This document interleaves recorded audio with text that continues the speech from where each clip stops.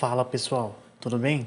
Bem-vindos a mais um vídeo e no vídeo de hoje vamos fazer uma análise novamente de uma outra variante que apareceu do SSD NetAC NV7000 de 2TB.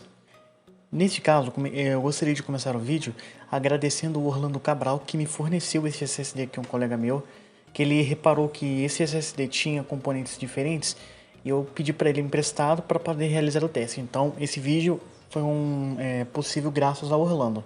Então, muito obrigado, Orlando. Vamos começar. No caso, ele vem com aquele mesmo formato M.2 com barramento de 64 GB, ou seja, 4 linhas PCI Express 4.0, utiliza o protocolo NVMe 1.4 e possui aquelas três capacidades, variando de 1 TB até 4 TB. Seu preço geralmente fica próximo dos $200, ou seja, próximo de aproximadamente 900 a 1.100 reais na versão de 2 TB, o que é um preço muito bom para um SSD PCI Express 4.0, sendo que isso aqui se encaixa em uma categoria topo de linha.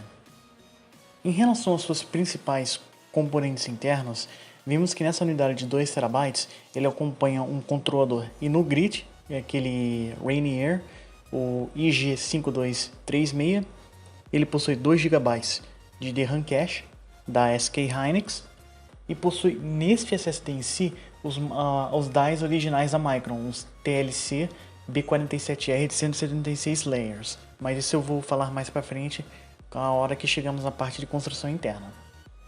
Infelizmente em si, este lineup de SSDs, e até onde eu sei, todos os SSDs da NetAC em si não oferecem softwares para fazer gerenciamento, atualização de firmware, nem nada, infelizmente.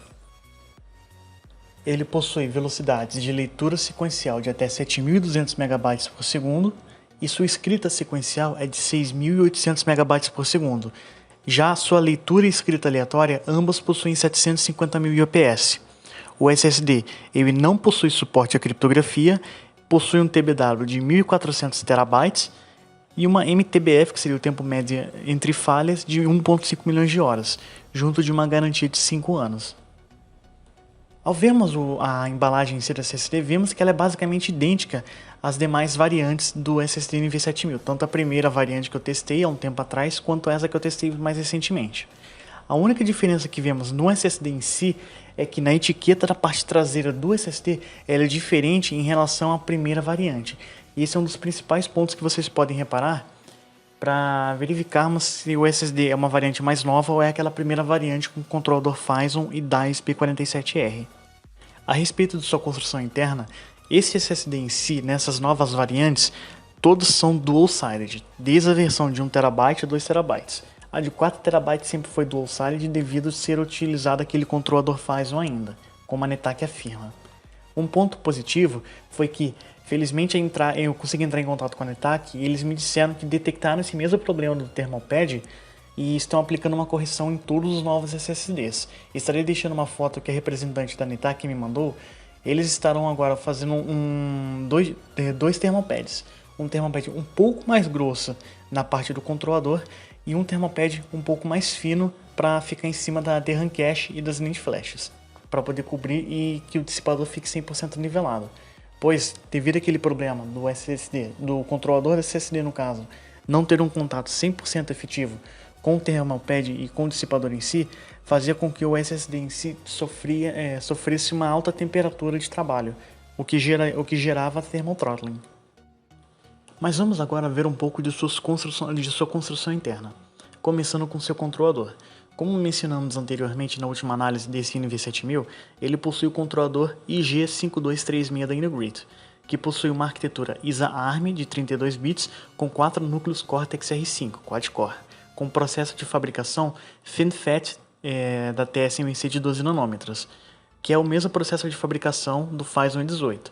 Porém, esse controlador, seus 4 núcleos principais trabalham com uma frequência de 667 MHz, em comparação ao Phison 18, que possui entre essas 5 núcleos, só que na verdade são 3 que trabalham a 1 GHz, e seus outros 2 núcleos trabalham como núcleos secundários, com um clock bem mais reduzido.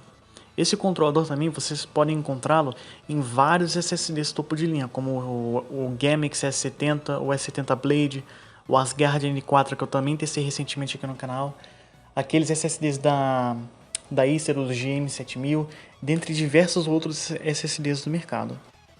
Neste caso, se trata de um controlador que possui suporte a 8 canais de comunicação com barramento de até 1200 megatransfers por segundo, sendo que cada canal de comunicação suporta um interleaving com até 4 comandos tipo Enable, permitindo assim o SSD conseguir se comunicar com até 32 DAIs para performance máxima.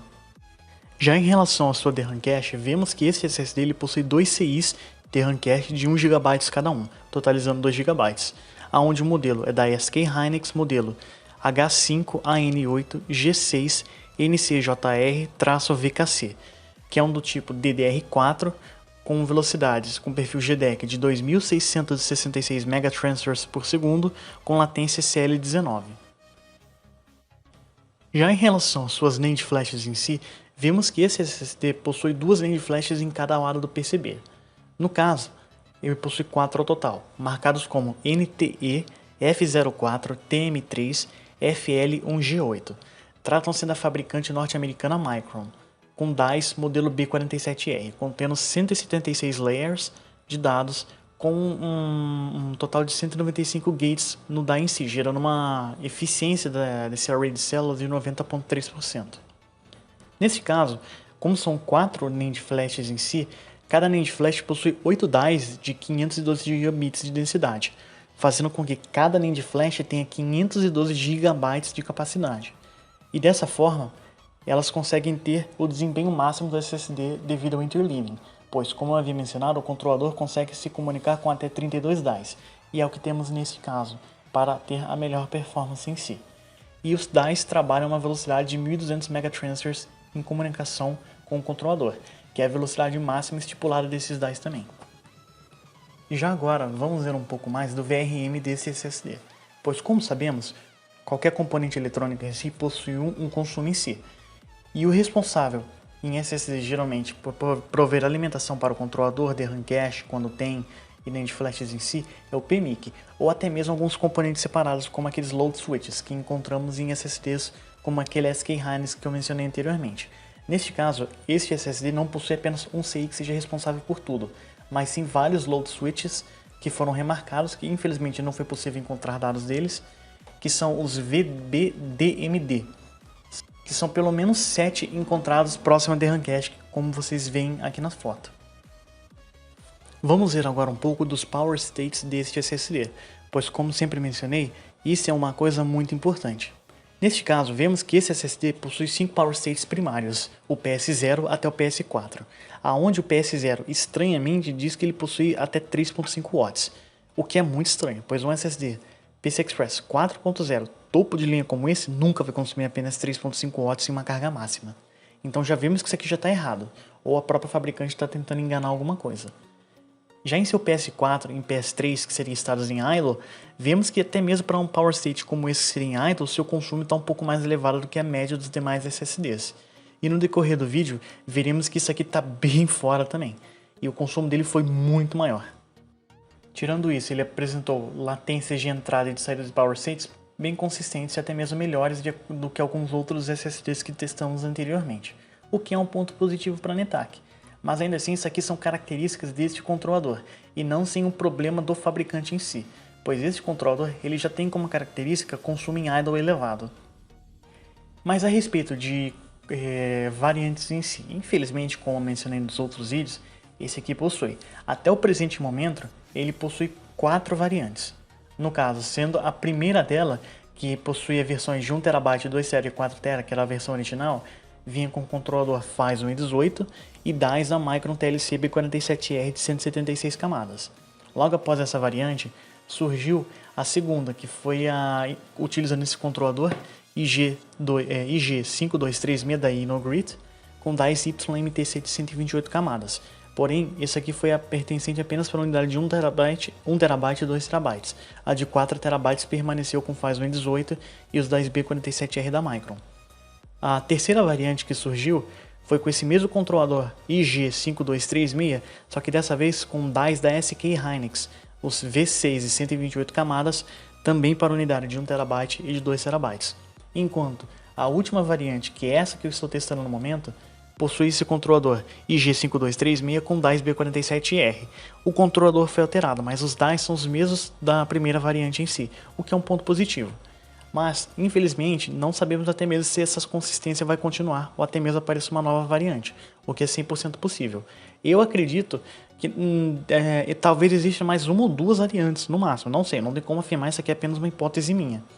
Mas ainda assim, felizmente todos esses DICE que eles utilizam são de boa qualidade, fazendo com que ele não tenha uma queda de performance tão grande em relação quando você troca um componente tão sério assim. Mas veremos ao decorrer do vídeo que existe sim uma pequena diferença entre essas trocas de componentes em si, quando comparamos a performance dessas três variantes. Pois aquela variante com DICE da SK Hynix infelizmente eu não encontrei para testar. Um breve aviso, quem tiver interesse em comprar este SSD e ao mesmo tempo acabar ajudando o canal, estarei deixando alguns links no AliExpress para comprar esse SSD diretamente, tanto a versão de 1TB, 2TB ou de 4TB. Mas vamos para o vídeo agora e vamos começar os testes. Vamos começar com os testes no Crystal Disk Mark, utilizando uma bateria de testes sequenciais, utilizando blocos de 1 MB com 8 filas e uma thread.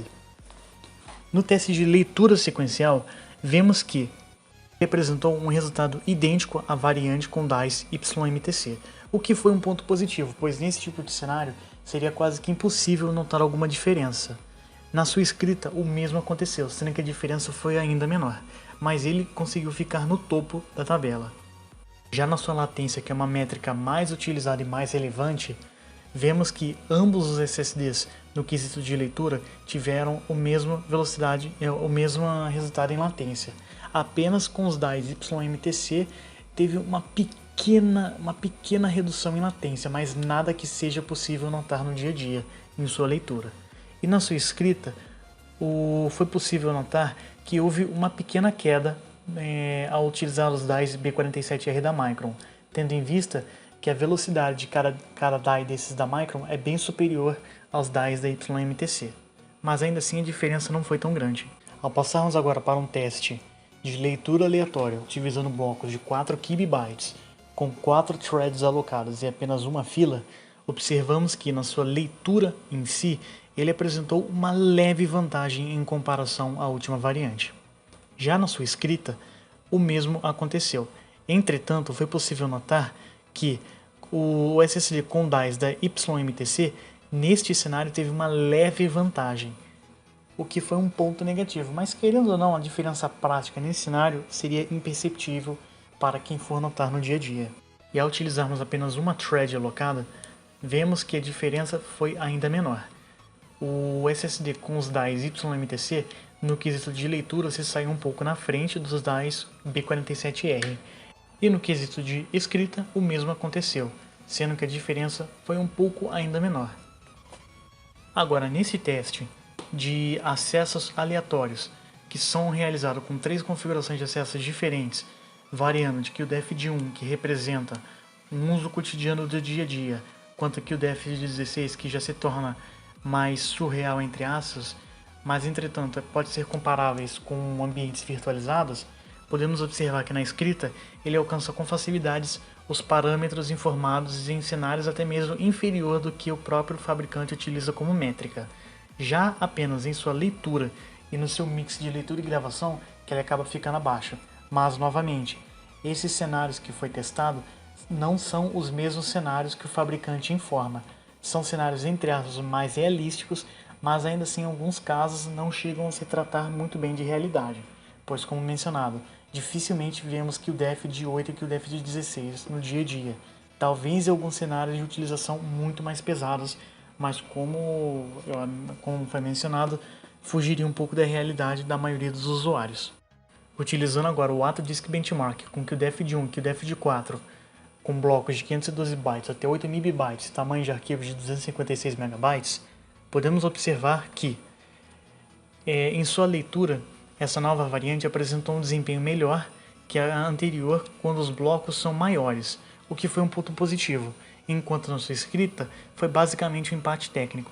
Apenas em blocos muito pequenos que aconteceu algumas anomalias, onde o SSD em blocos de 1 KB gravou a menos de 1 MB por segundo, o que foi um problema em si, mas dificilmente acontece esse tipo de gravação sequencial, pois quando gravamos dados sequencialmente, geralmente são de blocos de 128 KB até 1 MB. Isso com o QDF de 4. Com o QDF de 1, o mesmo se repetiu, tanto no quesito de leitura quanto na escrita. Porém, vemos que a diferença entre todos os SSDs nesse cenário foi menor. Passando agora para o 3D Marker, utilizando suíte de testes Storage Benchmark, que são realizados diversos testes voltados a armazenamento, incluindo testes de carregamento de games como Call of Duty Black Ops 4, Overwatch, gravação e streaming com OBS de uma gameplay de 1080p 60 fps, instalação de alguns games e transferência de arquivos de pasta, podemos observar que ambos esses SSDs apresentaram bons resultados. Porém, foi bem notável a diferença do SSD com DICE YMTC para os DICE com B47R, aonde esse SSD em si apresentou um resultado bem próximo do NV5000, que é uma categoria abaixo do NV7000, tanto no quesito de largura de banda quanto no quesito de latência em si. Já agora no PC Mark X, que utiliza traces mais voltados ao ramo profissional, que utiliza Adobe After Effects, Illustrator, Premiere Pro, o Premiere Pro no caso, dentre outros suites da Photoshop e da própria Microsoft, podemos observar que a diferença entre os SSDs caiu. Porém, vemos que a diferença do YMTC, do NV7000 com DICE YMTC no caso, para esse NV7000 com DICE B47R foi um pouco maior. Entretanto, este SSD com DICE B47R teve um resultado muito similar ao S70 Blade, que querendo ou não tem uma construção exatamente idêntica a esse SSD. Entretanto, vale salientar que o S70 Blade possuía 1 TB, enquanto esse NV7000 possuía 2 TB, o que pode significar uma melhor otimização no firmware do SSD da XPG no caso, fazendo com que ele tivesse um melhor proveito dos DICE em si, embora tivesse uma menor quantidade de DICE naquele SSD. Ao testarmos com o projeto no Premiere, utilizando um arquivo de 16.5 GB, resolução 4K, 120 megabits de bitrate, cheio de efeitos, utilizando ele para fazer um carregamento, vemos que este SSD com DICE B47R teve um empate técnico com o SSD da YMTC, com DICE YMTC no caso, onde a diferença entre os dois SSDs foi de 0,3 segundos, o que basicamente é um empate técnico, como mencionei. Talvez possa haver uma diferença maior caso o projeto seja bem maior. Agora, utilizando o Final Fantasy XIV, que é um benchmark que já possui um teste de carregamento fixo, vemos que a diferença nesse cenário de todos os SSDs foi bem pequena, de onde o pior, entre aspas, SSD SATA, SSD NVMe, para o melhor SSD NVMe, entre aspas, foi de 1,5 segundos, o que na prática não atrapalha ninguém. Foi possível notar apenas uma maior diferença se compararmos com SSD SATAs, onde o Crucial MX500, como podemos observar aqui, teve um tempo de carregamento de mais de 2 segundos a mais em comparação aos NV7000, e sendo 40% mais lento, entre aspas, do que o melhor SSD NVMe do comparativo. E ao utilizarmos o sistema operacional do Windows 10 para realizarmos um tempo de carregamento de boot Racer, que basicamente carrega o sistema operacional e espera todos os drivers iniciarem junto do sistema para que ele então conclua o tempo de carregamento, vimos que no Windows 10 a diferença entre os SSDs foi bem pequena.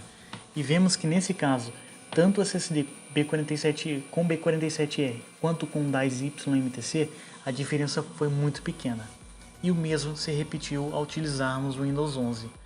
Valendo a pena salientar que ambos esses testes foram realizados com a build 21H2. Entretanto, já temos uma nova build 22H2, que possa ter uma maior diferença ou não.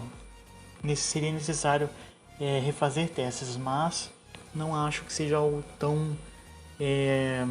não tem uma diferença tão grande. Mas e agora, em relação às suas velocidades sustentadas de gravação? Como será que ele se comporta? Bom, utilizando o Iometer, podemos ter uma ideia do seu volume de SLC Cache, tendo em vista que muitas vezes os fabricantes não informam o volume que o SSD possui alocado como cache. Pelos testes que realizamos, foi possível constatar que ele possui um volume de SLC Cache do tipo dinâmico, de cerca de 661 GB, que conseguiu manter uma velocidade média de aproximadamente 6.741 MB até o final do SLC Cache, o que foi um resultado muito bom. Enquanto isso, a unidade com DICE YMTC teve um cache um pouco maior, de 685 GB, e uma velocidade um pouquinho maior, de 6.786 MB por segundo, o que basicamente é um empate técnico entre os SSDs. Logo após este SSD com DICE B47R ter gravado 661 GB, ele começou a escrever nos blocos programados nativamente como TLC, onde ele gravou de 662 GB até 835 GB, o que representa sua velocidade nativa de gravação, onde ele gravou em cerca de 2.153 MB por segundo. Logo após esse período, começou o processo de folding ou copy back, onde ele precisou reprogramar esses blocos que estavam como pseudo-SLCs para TLC novamente, o que gera um overhead no controlador, fazendo com que tenha uma queda de performance e a sua velocidade de gravação média despenque. Neste caso, essa velocidade caiu para uma média de 1.063 MB por segundo até encher a unidade. Um ponto positivo foi que a velocidade geral, contando tanto o estado de folding quanto nativo dessa nova variante, foi bem maior, sendo que na unidade com DICE B47R foi de 1.683 MB em comparação à unidade com DICE YMTC, que foi de 1.263, o que é um ponto positivo, mas isso se dá ao fato da largura de banda desses DICE B47R serem bem maior do que em relação aos DICE YMTC. Realizamos também um teste para verificar quanto tempo levaria para recuperar parte de seu cache. E no decorrer de nossa bateria de teste, que vai de 30 segundos até 2 horas em idle, utilizando o Trim Garbage Collection ativado quanto desativado, vemos que, sem utilizar o Trim Garbage Collection, podemos observar que ele conseguiu recuperar cerca de 66 GB em menos de 30 segundos de idle em teste, o que é um excelente resultado, mas é bem padrão para SSDs com esse tipo de controlador da InnoGrid, o que é um resultado interessante, provando que em pouquíssimo tempo, até mesmo em cenários totalmente realísticos e bem ruins para o SSD, ele consegue recuperar seu volume de SLC Cache. E no cenário mais realístico, onde ele está rodando Trim periodicamente, vemos que em menos de 30 segundos ele consegue recuperar seu volume inteiro de SLC Cache, o que novamente é um ponto positivo para a NetApp. Passando agora para os testes de cópia de arquivos, vamos começar utilizando um arquivo ISO do sistema operacional do Windows 10, que contém 6.2 GB. Vemos que ele apresentou um empate técnico com a outra variante NV7000, sendo um ponto positivo, e se saindo até mesmo acima de outros SSDs PCI Express 4.0, como vemos nos gráficos agora. Já agora, utilizando essa mesma ISO, agora descompactada para uma pasta contendo mais de 1.800 arquivos, vemos que houve uma pequena diferença em seu tempo de carregamento, devido ao SSD precisar procurar os arquivos para fazer a movimentação deles. Mas ainda assim, houve outro empate técnico com a sua variante antiga, provando ter uma boa consistência em transferência de arquivos graças a seu imenso volume de SLC Cache, o que é um ponto positivo.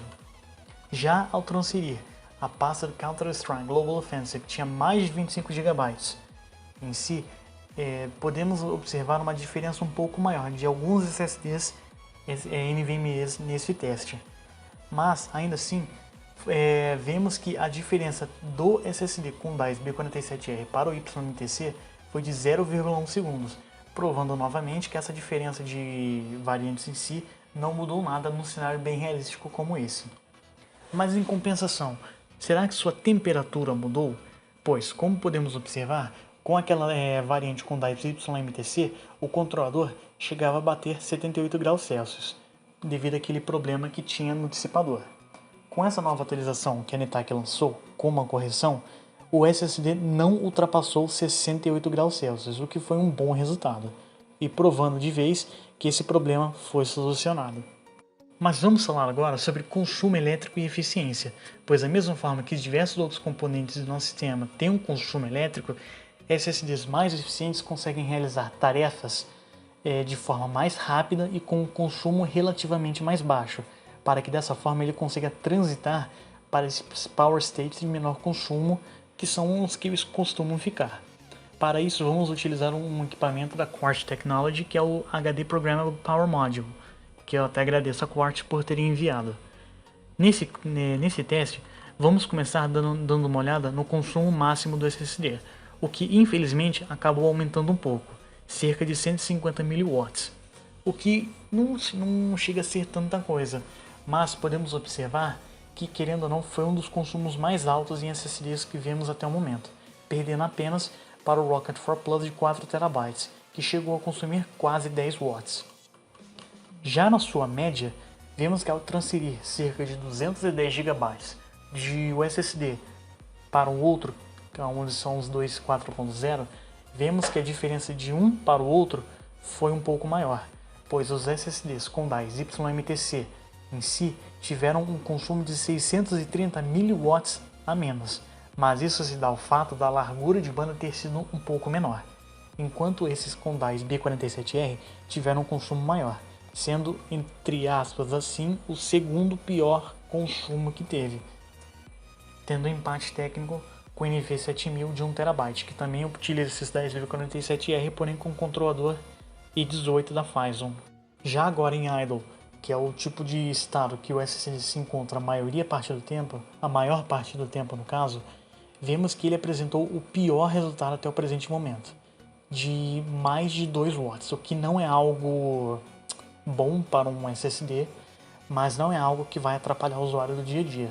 Isso provavelmente ocorre devido à própria fabricante estar configurando o SSD dessa forma, para que o controlador esteja sempre de forma pronta para fazer uma transição mais rápida para estados ativos, onde ele consiga ter menores latências, tanto de leitura quanto em sua escrita.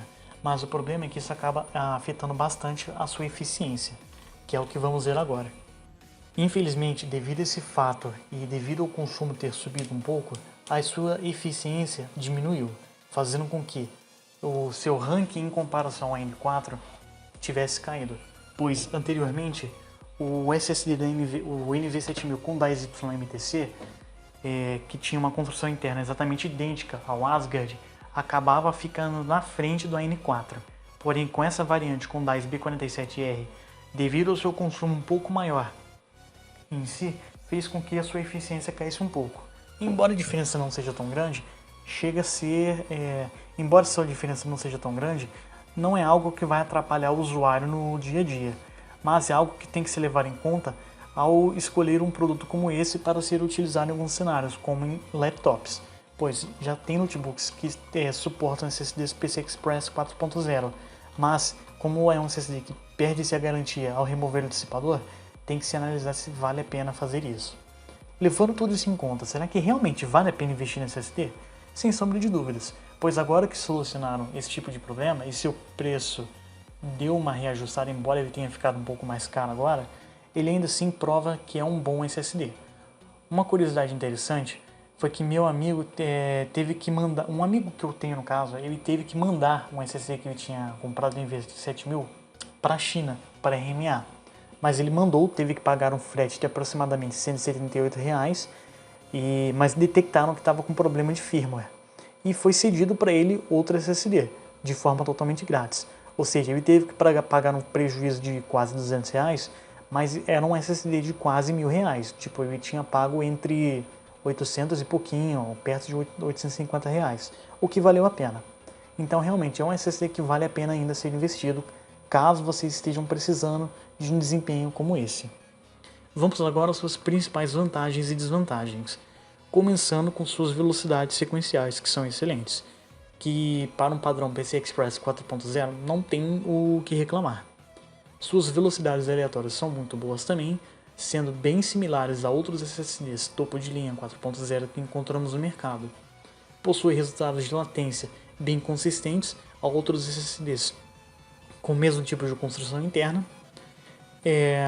Em cenários mais práticos e casuais, até mesmo com os ramos profissionais, ele apresentou um excelente desempenho, sendo um bom custo-benefício com um preço bem atraente.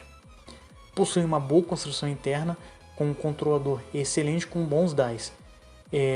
Ele também acabou não sofrendo thermal throttling, embora caso seja removido o dissipador e não seja aplicado nenhuma solução térmica sobre ele, provavelmente sofreria thermal throttling, embora o limite de thermal throttling nesse SSD seja bem elevado, sendo mais de 100 graus Celsius, o que acaba mesmo sendo difícil de alcançar, mas ainda assim ele não sofre thermal throttling. Possui um volume de SSD cache imenso, que atende a esmagadora maioria do público-alvo. Suas velocidades também de escrita sustentada após o volume de SLC cache também é muito boa. E seu volume de SLC cache também se recupera de forma bem rápida. Fora isso, ele possui uma excelente durabilidade, sendo bem similar a outros SSDs com a mesma construção interna, como o S70 Blade, dentre outras soluções com controladores no grid, e possui uma boa eficiência energética em comparação a outros SSDs. Um ponto positivo, ele tem garantia de 5 anos, só que infelizmente é na China apenas, e seu preço é bem competitivo. Mas como qualquer produto, ele traz desvantagens também, sendo uma das principais a variação de componentes internos, pois querendo ou não, isso aqui é uma loteria de silício, você não sabe o que vai chegar. Entretanto, a primeira variante eu acredito que já tenha saído de linha. Talvez esteja sendo disponibilizada apenas na unidade de 4 TB. Porém, nem isso eu consigo confirmar mais, pois talvez já exista a possibilidade de ter sido alterada. Ele não possui nenhum software de gerenciamento, impossibilitando atualizações de firmware que possam ter melhorias ou alguma coisa assim. Ele não possui criptografia e possui um consumo em idle bem elevado para um SSD 4.0, mas como mencionei, isso pode se dar ao fato do fabricante estar configurando o SSD dessa forma. Mas é isso, pessoal, espero que tenham gostado do vídeo. Caso tenham gostado, dê um like, comentem e compartilhem, e até a próxima. Falou!